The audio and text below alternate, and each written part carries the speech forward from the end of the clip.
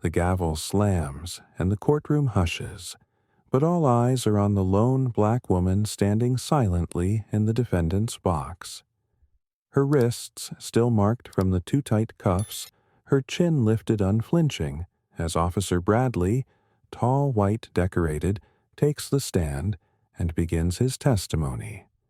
Voice calm, eyes cold, stating for the record that the woman resisted arrest, that she was belligerent, aggressive, and verbally abusive, that she struck first, that he feared for his safety. His words precise, rehearsed and delivered with the quiet arrogance of a man who knows the system bends toward his version of the truth. The prosecutor nods. The jury listens, and the judge takes notes while the woman watches him lie under oath. Watches the gallery, mostly white faces stare at her like she's another headline, another statistic, another problem to be processed through the machine of justice. And yet she says nothing. Not yet. Not while the man who slammed her against the hood of her own car for suspicion of theft spins a narrative about a hostile suspect who just snapped, though he conveniently leaves out the part where he followed her for 3 blocks after she left the pharmacy, or how he ignored her ID when she calmly offered it, or how he pinned her down as she struggled to breathe. And now here she is on trial. Not just for a charge, but for her dignity, her truth, her humanity. Her name is Commander Maya Alston, 39, African-American, broad-shouldered, and composed with close-cropped hair and eyes, sharp enough to make a courtroom fall still. But nobody in this room knows who she really is. Not the officer on the stand. Not the prosecutor smirking as if this is open and shut. Not even her overworked public defender flipping pages with the defeated air of someone used to losing, and none of them see the quiet fire beneath her silence, the unshakable discipline etched into the way she stands forged across 17 years of service as a Navy SEAL. The first black woman to command an elite counterterrorism unit in the Pacific Fleet, with a rack of medals locked in a box at home, and scars on her ribs that never quite faded from Kabul. And yet here she stands anonymous in civilian clothes, targeted because of the color of her skin, and the calm with which she carries herself, as if that in itself is a challenge to the power in the room. And when the prosecutor calls her to the stand, when he asks with a slick smile, "Miss Alston, do you deny attacking a police officer?" She finally speaks not loud, not angry, but steady, precise, her voice low and firm, like a knife drawn in a quiet room. "I did not attack Officer Bradley. I identified myself 3 times and asked why I was being followed. I did not resist arrest. I stood still until he threw me into the vehicle," and the prosecutor scoffs, leaning forward. "Do you have any proof of your credentials?" And the moment stills, time bends, as Maya slowly reaches into her file folder and withdraws a crisp copy of her DD-214 discharge document. Then a letter signed by the Secretary of the Navy, commending her for service above and beyond in covert joint operations. Then a photograph herself in full uniform flanked by 2 SEALs in dress blues at Arlington, their hands over their hearts. And then the silence shatters as a gasp ripples through the courtroom. The judge blinking, the prosecutor stammering, and Officer Bradley paling visibly as he realizes what he's done. Framed a war hero, lied under oath about a Navy SEAL who's been shot at in deserts he couldn't find on a map. And now he stares at her like she's a ghost, come back to haunt him because she does not break. She does not rage. She does not even smirk. She just waits calm as steel cooling in fire. As her attorney finally rises, voice trembling as he says, "Your Honor, I request immediate dismissal and a formal inquiry into Officer Bradley's conduct, and the judge clears his throat, looks from the documents to Maya's face, and then back again, as something in his expression shifts. Not pity, not apology, but the weight of shame pressing down on a system that tried to erase someone it should have honored. And as the charges are dropped, as Maya walks out through the stunned crowd, a reporter stumbles forward and asks Commander Alston, "What will you do next?" And she turns, finally letting the quiet fire in her voice show. "I'll keep standing for every veteran, every black woman, every voice this system tries to silence." And with that, she walks down the courthouse steps, past the cameras, past the questions into the sunlight. Not as a defendant, but as a force that no lie could bury, no prejudice could break, and no uniform could ever fully define.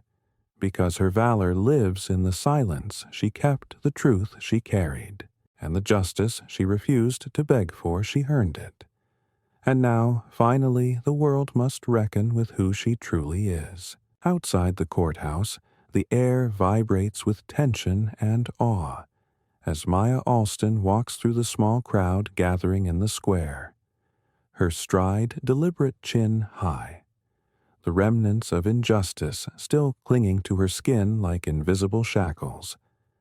But her presence, composed, unshaken, radiates something deeper than vindication. It radiates purpose, and as reporters shout questions and strangers whisper her name like a secret suddenly made holy, she doesn't flinch, doesn't pause, until a young black girl in a school uniform steps from the crowd. Eyes wide, hands trembling as she clutches a worn-out "Women in the Military" pamphlet and says, "Ma'am, they said someone like me can't lead that. We're too angry, too loud, too much." And Maya kneels slowly, looks that girl square in the eyes and says, "You are never too much. They just fear what you're capable of." Her voice gentle, yet laced with the weight of everything she's endured. And the girl breaks into tears, not out of sadness but relief. Because in Maya she sees a future the world told her didn't exist. And that moment ripples outward, caught on camera, shared across timelines and news cycles, reshaping a narrative that has for too long buried warriors in silence, reducing them to suspects, shadows, or statistics. But Maya Alston becomes something else entirely, a symbol, a reckoning, a quiet revolution walking in broad daylight. And while the media explodes with commentary, outrage, and apologies, while the police department launches an internal investigation, while Officer Bradley is suspended and indicted for perjury, Maya retreats not to hide, but to build, using her newly amplified voice to speak not from a podium, but in community centers, VFW halls, and inner-city classrooms, standing before veterans with PTSD and young women with ambition sharing stories. No history book dares to print of courage, unseen loyalty, unrewarded of orders followed, that broke more than bodies, and the healing that only comes when silence is shattered. And soon, what started as a courtroom drama becomes a national movement. Veterans across the country come forward with their own stories of wrongful arrests, of jobs denied, of trauma ignored, and Maya becomes the unspoken leader of something fierce and unstoppable, not fueled by anger, but by truth finally spoken in a voice too steady to dismiss. And when the Secretary of Defense calls her asking if she'd consider returning to the Navy in an advisory role, she replies with a soft laugh. I already have a mission, because now she's rewriting what it means to serve no longer. Just overseas in hostile terrain, but right here in courtrooms and classrooms and boardrooms, standing between those who've given everything and a world too blind to see their worth. And as she continues her work, there are nights when she sits alone on her porch, the weight of memory pressing on her like body armor. she never removed, remembering the friends she lost. The lies, she swallowed the pain that carved her into steel, and she lets a single tear fall, not for what was done to her, but for how close the world came to never knowing her name. And then she rises, always rises, because her fight isn't over, not yet. Not while any veteran sleeps on the street or any child is told she's too much. And in that rising, in that refusal to be broken, Maya Alston becomes more than a woman, more than a SEAL, more than a survivor. She becomes the storm they didn't see coming. The proof that courage doesn't always roar. Sometimes it simply walks into a courtroom unmoved by hate, and walks out carrying justice like a flag. Only she had the strength to raise. 2 months later, the polished wood floors of the city council chamber reflect the soft echoes of tense conversation, as Maya Alston walks to the center podium in a tailored navy blue suit ribbons of her service bars, absent by choice. Because today, she is not speaking as a soldier, but as a citizen who nearly became a casualty of silence.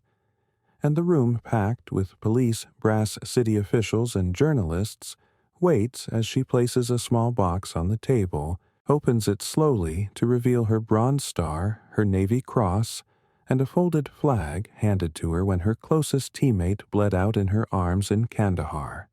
And as murmurs ripple through the room, Maya doesn't raise her voice, doesn't posture.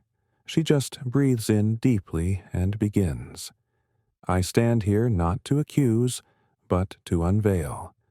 And in that moment the lights seem to burn a little brighter, as she recounts in measured, piercing detail the system of unchecked authority that allowed Officer Bradley's lie to escalate unchecked.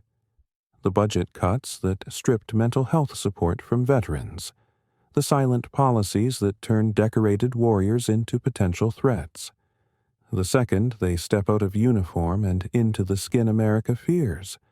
And as she speaks, her words land like precision strikes, dismantling every excuse cloaked in protocol, until the police commissioner shifts uncomfortably, and the mayor begins to take notes, not out of political strategy, but because something unshakable has taken root in the room truth, backed by lived pain and unimpeachable service.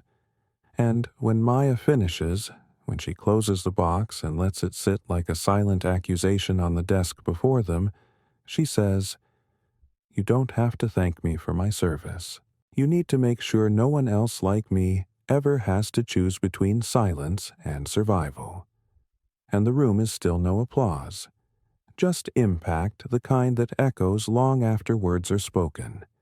And that very night the council votes to implement the Alston Accountability Act. Mandating body cams remain active throughout all civilian encounters, requiring implicit bias training for every officer, and allocating a portion of city funds toward veteran outreach programs. Small steps, maybe, but each one carrying her imprint. Each one a battle won without a single bullet, and while headlines swirl, Navy SEAL Forces Police. Reform from courtroom to Capitol Maya remains grounded. Refusing interviews, choosing instead to mentor, quietly to walk the streets of neighborhoods too often left behind where her presence is not a symbol, but a reassurance where young men look her in the eye with a mix of respect and regret and say, "I didn't know we had someone like you."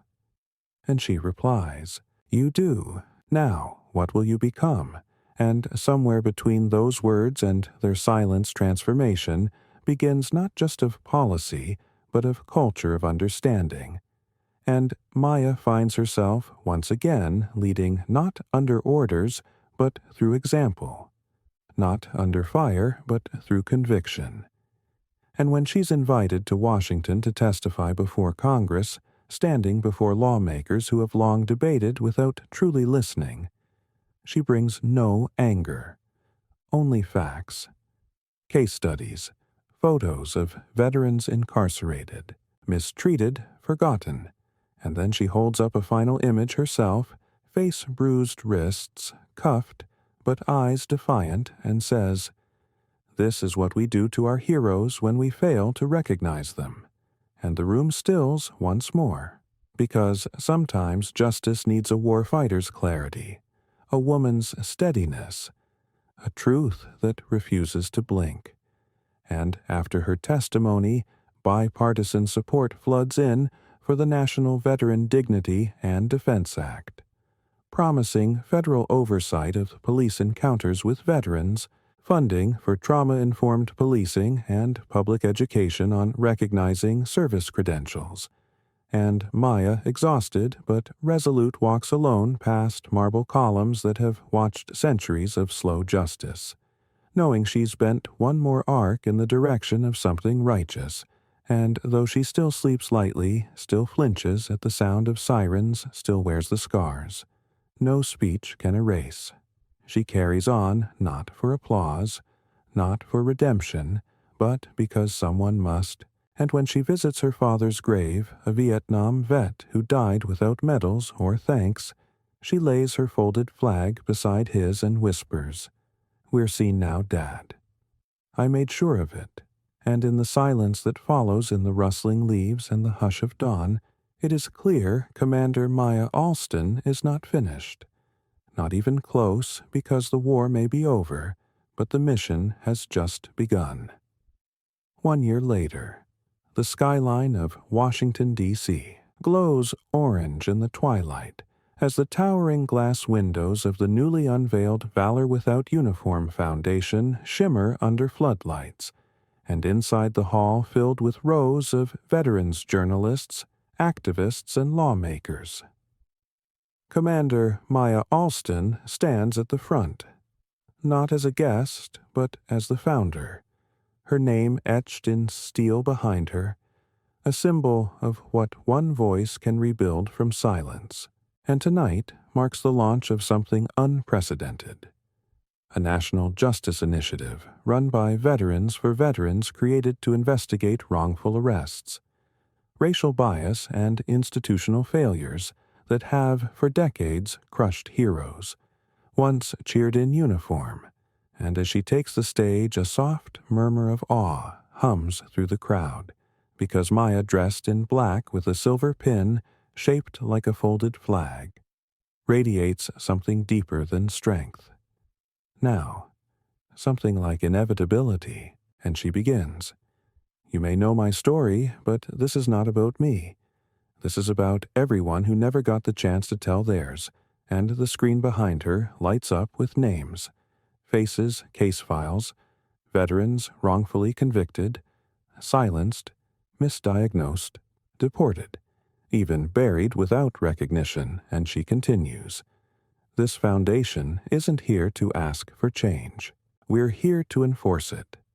And in that moment, her words shift from speech to declaration, because now her work no longer stops at policy. It tears through the doors of courts and precincts and newsrooms with investigative units staffed by former special ops intel officers, trauma therapists trained in combat response, and lawyers who've seen war zones from both sides of justice, and while funding pours in, so do the threats. Anonymous emails, slashed tires, surveillance, whispers from former power brokers, unsettled by a black woman veteran turning the tide without ever raising her voice. But Maya doesn't back down. Not even when an old friend from her SEAL days, now working in Homeland Security, pulls her aside and says, "They're watching you. You're exposing too much to," which she simply replies, "Good.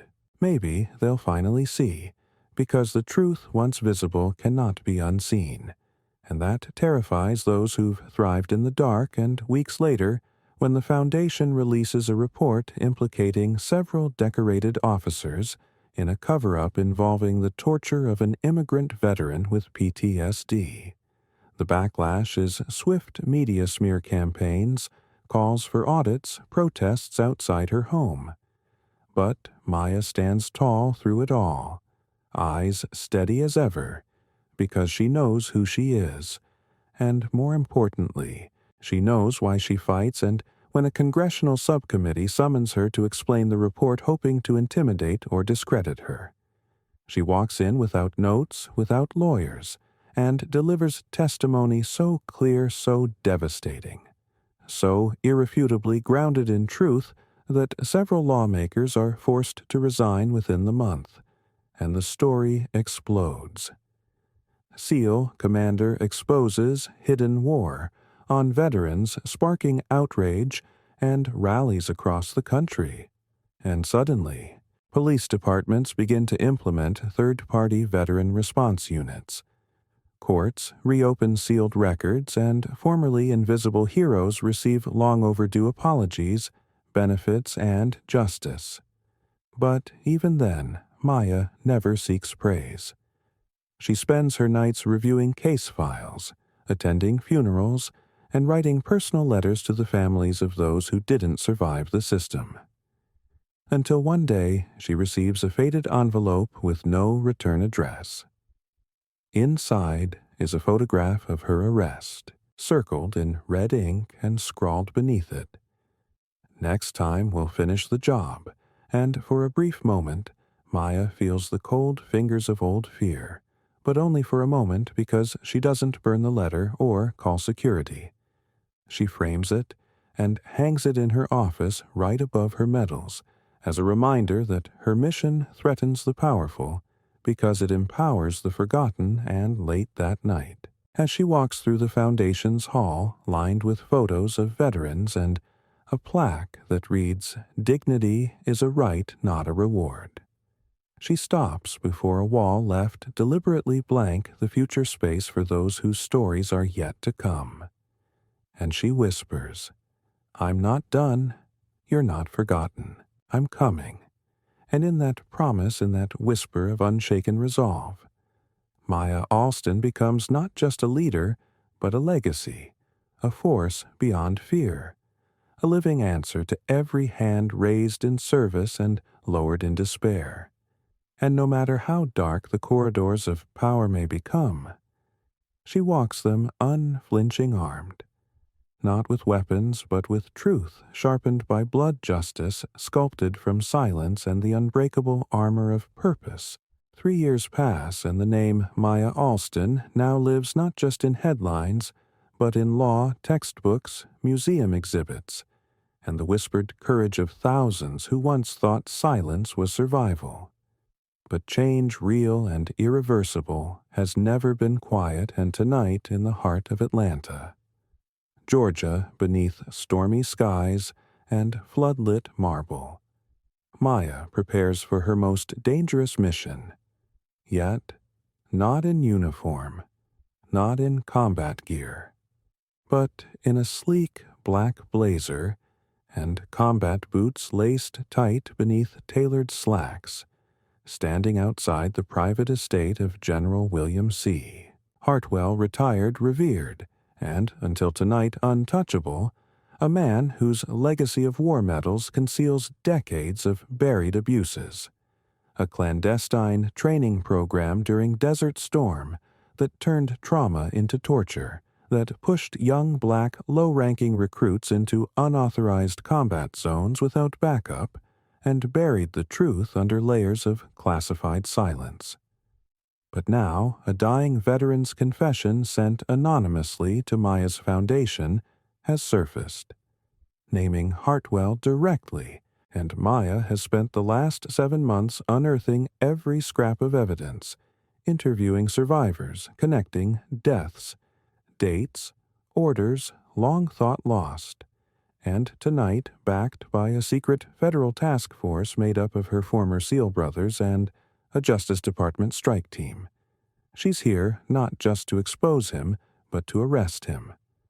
And as the gates open and floodlights bloom across the lawn, Hartwell emerges from his front door flanked by private security, still tall, still proud, draped in the illusion of honor. And when he sees Maya, his smirk falters for just a second, and he says, "You've made a mistake, Commander. Some ghosts stay buried for a reason." And Maya, standing firm as lightning cracks behind her, replies, "That's the thing about ghosts, General. They don't rest until someone remembers them." And with a nod, agents sweep in cuffs, tighten on wrists that once signed deployment orders like death warrants, and Hartwell is taken away shouting about national secrets and betrayal. But the cameras rolling from across the street capture none of that. Only Maya unmoved, her eyes locked on the mansion behind him. The place built on bones no one wanted to count. And later that night in the press room, she reveals everything.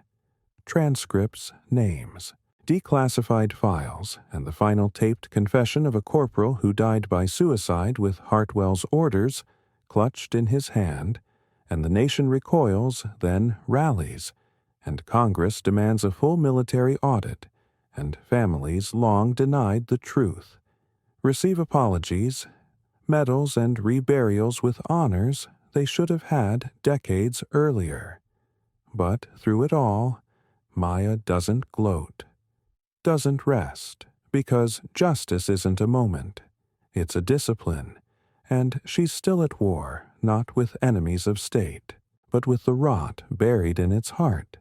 And as her foundation opens new branches in Detroit, San Antonio, and Baltimore, offering legal aid, mental health triage, and investigative teams made entirely of veterans, a whisper begins to spread not just among activists, but in military circles, in whispered calls from Capitol Hill, even in murmured words from a president up for re-election. Maya Alston for Secretary of Veterans Affairs, and while some laugh, others listen. And one morning, as Maya stares out the window of her modest home, sipping black coffee from a chipped SEAL Team 9 mug, she receives a phone call. A quiet voice from the White House asking, "Would you serve your country again, this time from inside the system?" And for the first time in years, she doesn't answer right away. Instead, she glances at the case files on her table, the memorial letters still waiting to be mailed, the folded flag that never leaves her shelf and then says, "Only if I can rebuild it from the inside out." And the voice replies, "That's exactly why we're calling." And as she hangs up, the weight of the decision doesn't settle it. Ignites because Maya knows power changes people. But she's never been interested in power. She's only ever been interested in truth. And if the system can be redeemed, it will be by hands like hers, scarred steady and never once raised for applause. Only justice. 4 months later, the rotunda of the Department of Veterans Affairs trembles beneath the thunder of clapping hands as Maya Alston steps up to the podium, not as a guest, not as an activist, but as the newly sworn-in Secretary of Veterans Affairs of the United States of America.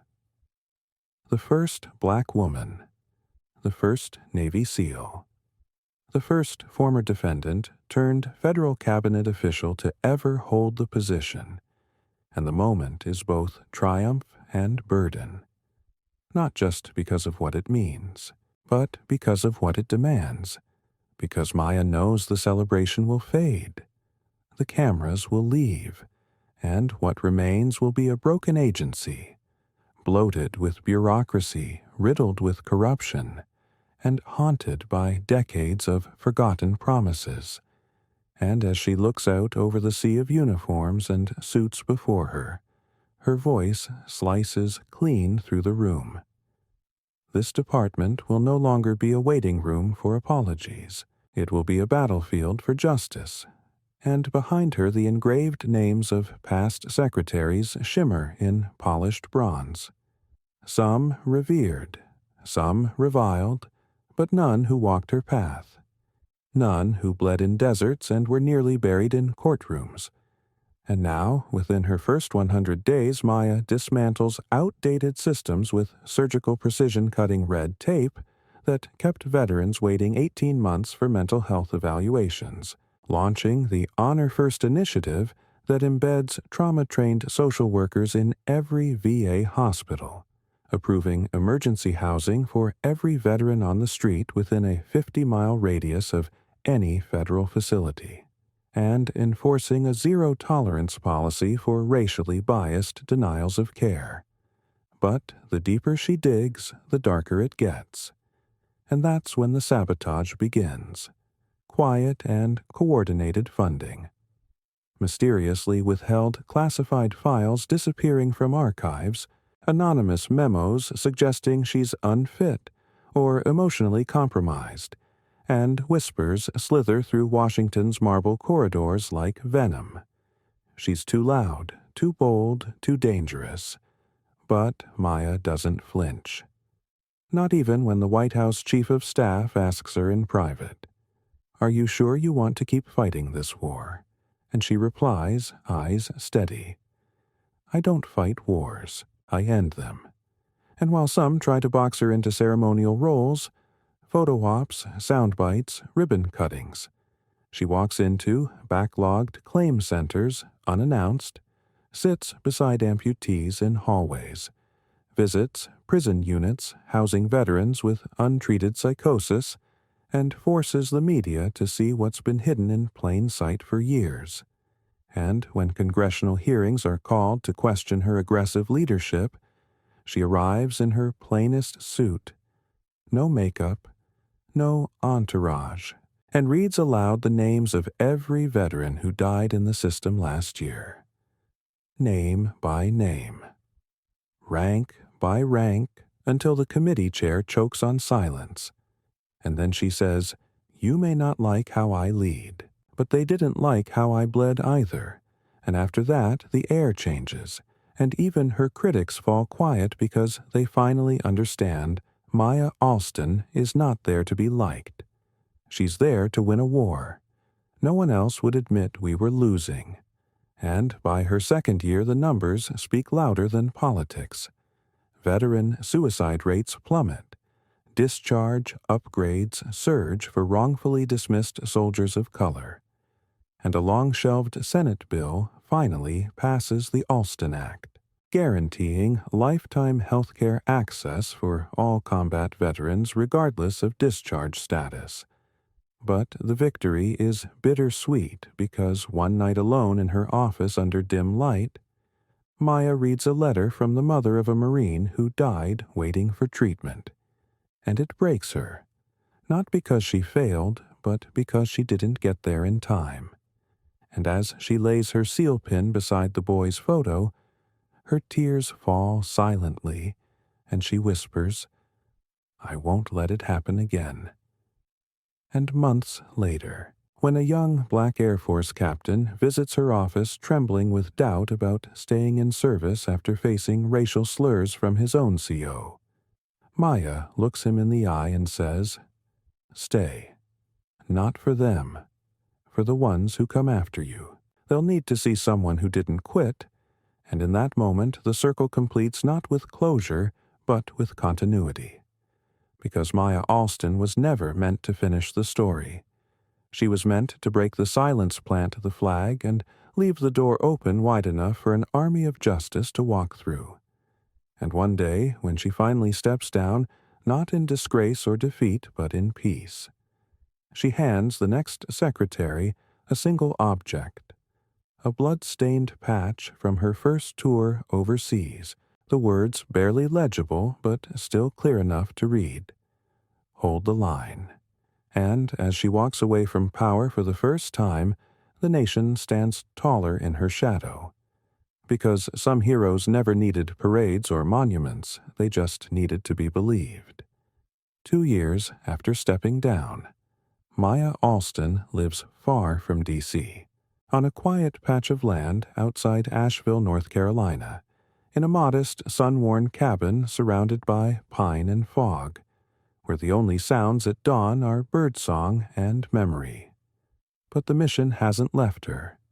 It lives in the stack of letters on her kitchen table, handwritten by young cadets, disabled vets, grieving families, and strangers who say, "You gave me courage." And though she answers each one in ink, Maya knows her fight is evolving, not ending, because healing is its own kind of warfare, and she's learned that not all wounds bleed. Not all scars are visible, and now her foundation has grown into a full nationwide coalition. Valor Without Uniform has branches in all 50 states, legal teams that have overturned over 300 wrongful convictions, and a new program named Alston Advocacy for Leadership Safety and Truth of Our Nation's Veterans, funded by both private donors and public support. But what catches Maya off guard is the invitation she receives one spring morning, a classified briefing request from the Joint Chiefs of Staff marked urgent, signed personally by the chairman. And when she arrives at the Pentagon, dressed not in a suit, but in her old combat boots and a leather jacket worn down at the elbows. She's greeted, not with ceremony, but with a room of solemn generals and analysts who present her with intelligence she never thought she'd see again. An internal military network has been infiltrated. Sabotage, disinformation, systemic cover-ups of medical experiments, run on active-duty soldiers in forward operating bases, and worse, a cluster of suicides tied to one undisclosed base in Eastern Europe, all swept under layers of code names and plausible deniability. And they're calling it Project Dagger. But Maya recognizes the signatures, the methods, the same patterns she uncovered when she exposed Hartwell. And suddenly, the war she thought she'd outlived returns in a colder, more insidious form. And the Joint Chiefs don't want her to speak at a press conference this time. They want her to lead an external task force, unaffiliated, unstoppable, operating with full security clearance and independent authority. And, after a long silence, Maya leans forward and says, "You want me to fight the system from the outside again, except this time you want me to wear the badge of the system to do it." And the chairman nods grim. Because no one else has your credibility, no one else they'll trust. And for the first time in years, Maya feels the burn in her chest, the familiar weight of responsibility that doesn't ask permission. And so she returns quietly assembling a team of operatives from her past, a former drone analyst with a guilty conscience, a Marine-turned-forensic auditor, a whistleblower medic who lost her license for exposing fentanyl overdoses in VA hospitals, and together, under the code name Echo 1, they begin pulling threads through classified servers, encrypted message chains, and decades of erased testimony, uncovering a Black Ops infrastructure embedded in the medical corps, repurposing warfighters as lab subjects in exchange for secret immunity. And as names start surfacing, names once considered sacred, Maya knows the risk is no longer her life but her legacy.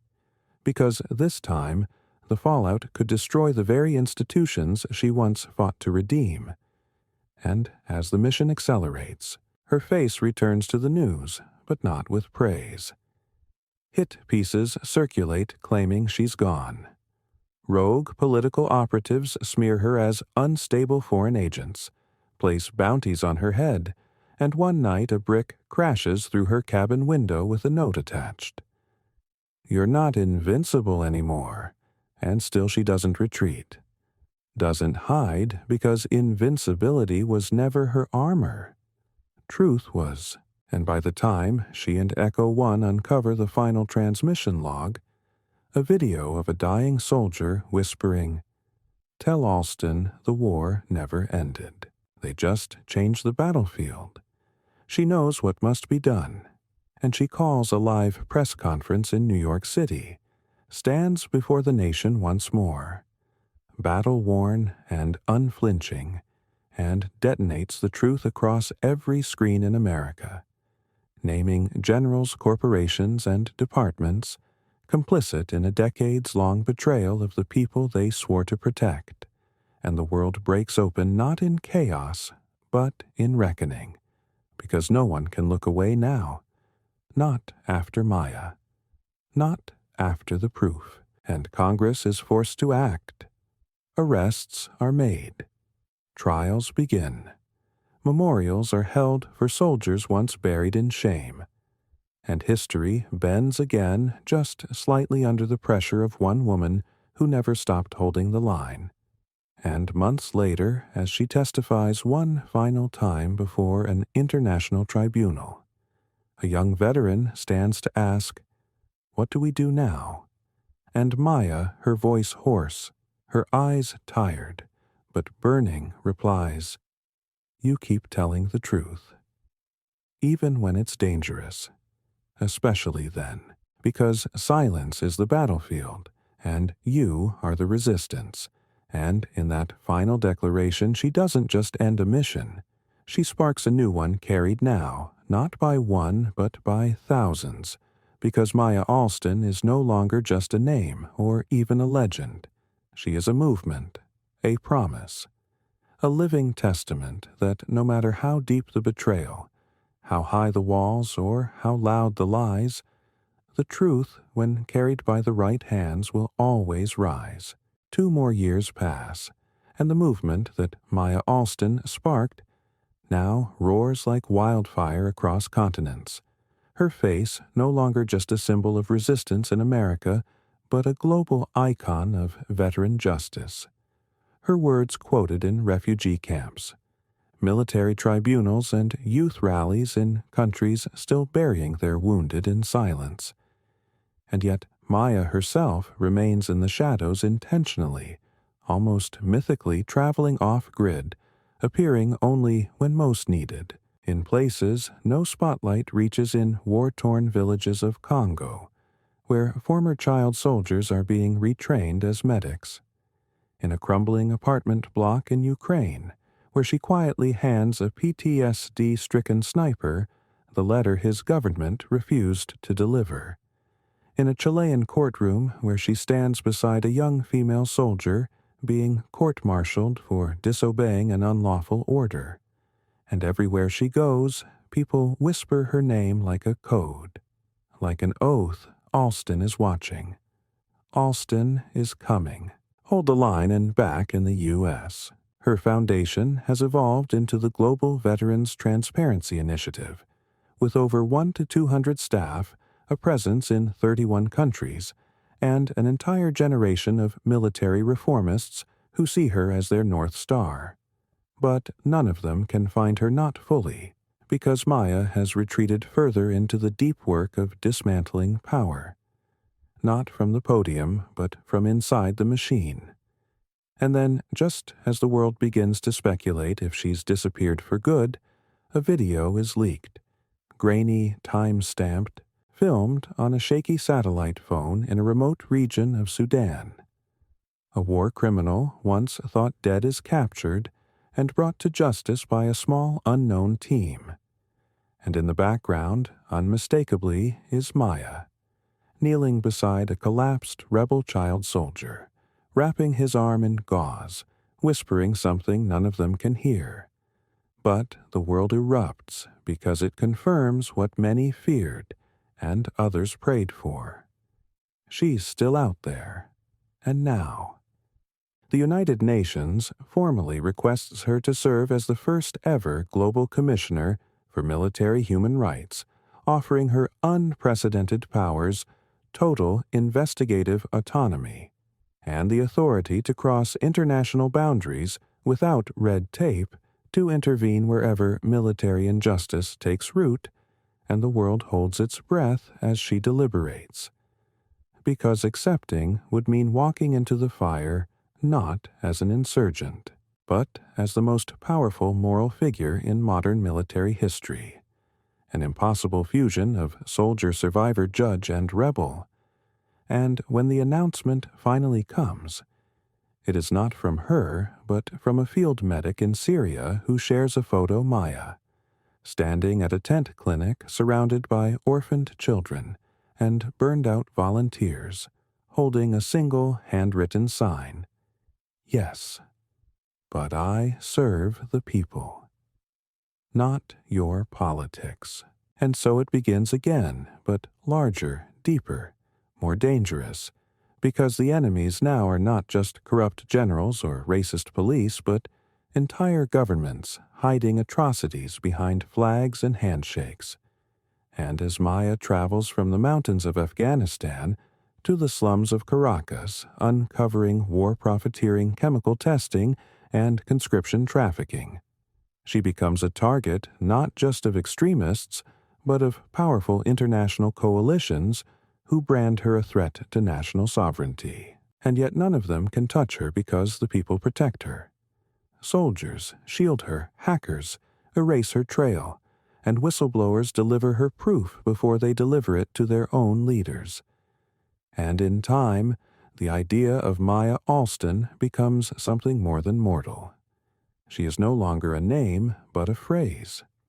What would Maya do becomes a moral compass for a generation of soldiers refusing to blindly follow a question scrawled onto helmets muttered in barracks, typed into encrypted forums by anonymous lieutenants torn between conscience and command.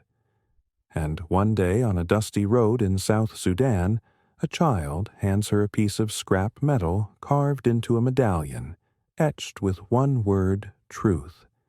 And she wears it from then on across every border, through every ambush into every courtroom and village and interrogation site, until the very mention of her approaching is enough to empty prisons or force resignations. Because when Maya Alston comes, lies collapse, walls fall, and justice becomes not an idea, but a reckoning. 3 years later, in the cold silence of a dawn that cuts like steel over northern Greenland, Maya Alston watches from a cliffside as a convoy of unmarked helicopters disappears into the fog. Their mission undisclosed, illegal, buried in black budgets, just one of the hundreds she's intercepted in the past year.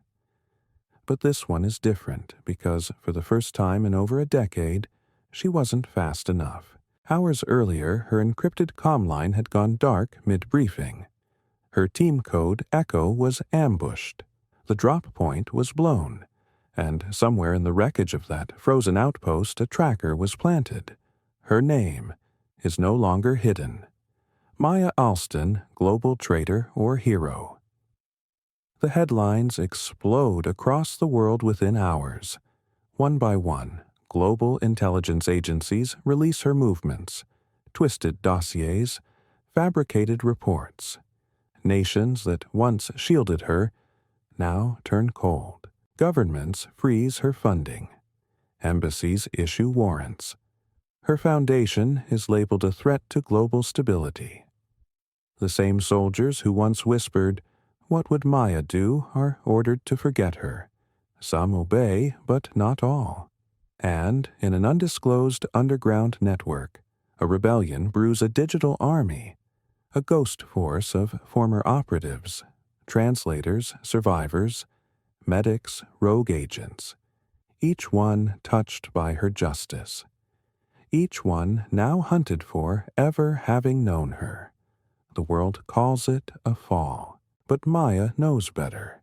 This is evolution, and deep beneath an abandoned NATO bunker in the Carpathians, she lights a candle before a cracked war map alone, not broken planning.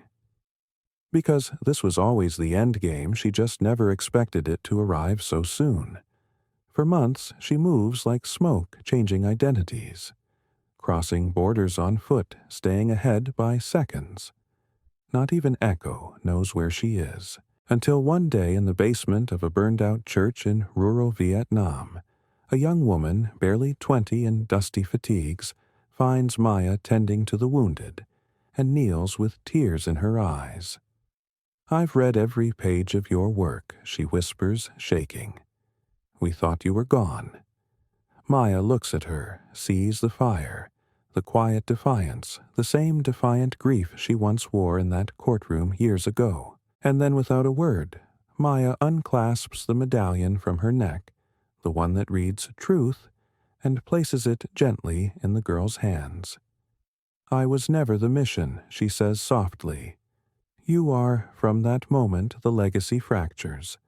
not in weakness but in multiplication across the world, Alston cells begin to form small, invisible, decentralized groups trained in her methods, armed with her philosophy connected only by encrypted signals and a creed. Truth is the battlefield. Silence is the enemy. Hold the line. And though Maya is now a ghost, unseen, unconfirmed, hunted, every injustice they expose, every lie they bring to light bears her echo. She is no longer a person, no longer even a legend. She is an idea, and ideas do not die, somewhere in the mountains. A satellite feed flickers, a figure in shadow wrapped in worn leather, and frost-bitten silence watches the world burn and rebuild. Watches justice rise in the hands of those once invisible. She smiles, just barely, because the mission outgrew her, and that was always the plan. 7 winters pass, and across the fractured, flickering map of a world still trembling between progress and collapse, the name Maya Alston has become both a forbidden whisper and a guiding light erased from history books in authoritarian states, etched into statues in liberated cities, encrypted into protest banners spoken in 26 languages by those who fight in the shadows for those who can't, but to most of the world she is presumed dead. A myth, a martyr, a message that once breathed. Only those closest to the pulse, the ones who've watched systems fall, because a truth bomb detonated precisely where no one expected no better. Because every time an exposed general flees trial, every time a trafficked veteran walks free, every time a buried archive of military abuse is broadcast to the world in real time with undeniable receipts, one symbol always flashes in the encrypted metadata: a wolf's head, her original SEAL team's insignia distorted, glitched, modified into a digital stamp. It is her signature, her fingerprint, her proof of life, somewhere in an abandoned underground launch station outside Iceland, hidden beneath the bones of the Cold War Maya, now weathered, grayer, quieter, but sharper than ever, monitors the next phase of the mission she no longer leads, but architects. She walks with a limp now. Her left shoulder clicks when she moves too fast, but her mind is untouched. Faster, colder, deeper. Across from her sits Ariel Kai, the girl from the Vietnamese church now grown into a war strategist feared by entire regimes. She wears the medallion now, truth, and she briefs Maya in a hushed voice, words echoing under rusted steel. They know we've infiltrated the Sovereign Council in Geneva. They know we've got the satellite footage. They'll move fast. We'll lose 5 cities unless we move first. Maya doesn't blink, doesn't pause. She closes the rusted case before her, the last of the black boxes from Project Dagger unopened for years, and finally slides it across the table. Then it's time, she says, "You lead. I disappear." Ariel stares at her tears silently building, shaking her head. "We still need you." But Maya gently rests a calloused hand over hers. "No, they need you. I was the match. You're the wildfire." The next day, the world awakens to a global data drop known as the Alston Codex, containing over 50 terabytes of footage, declassified operations, whistleblower testimony, and recorded confessions implicating a dozen nations in atrocities against their own veterans. Governments collapse. Trials are televised. Secret courts are dismantled. A global tribunal forms not by state decree, but by consensus of the people. And at its first session, Ariel Kai stands before the world eye's sharp voice unwavering, and begins with 6 words.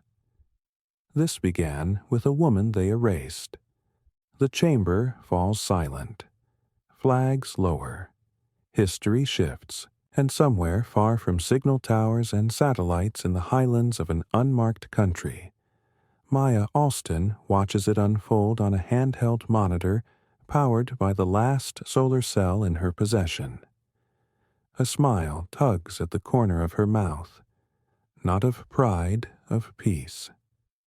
Because for the first time in her life the war has moved on without her name, without her face, but with her purpose, a purpose now woven into every courtroom, every encrypted broadcast, every vow taken by soldiers who refuse to become shadows when the fighting ends. She leaves the monitor behind, steps into the cold, and disappears, because legends don't retire. They become the world they fought to build. Years later, long after wars have shifted, borders have changed, and tyrants have fallen under the weight of their own secrets. A statue stands in the center of a rebuilt Geneva. It's not of a president, not a general. It's her Maya Alston coat sweeping in imagined wind gaze, unflinching a medallion in her hand that reads only one word. Truth beneath the statue are no dates, only a quote carved into stone spoken once by the woman the world tried to forget. We don't need permission to do what's right. We only need the courage to keep going.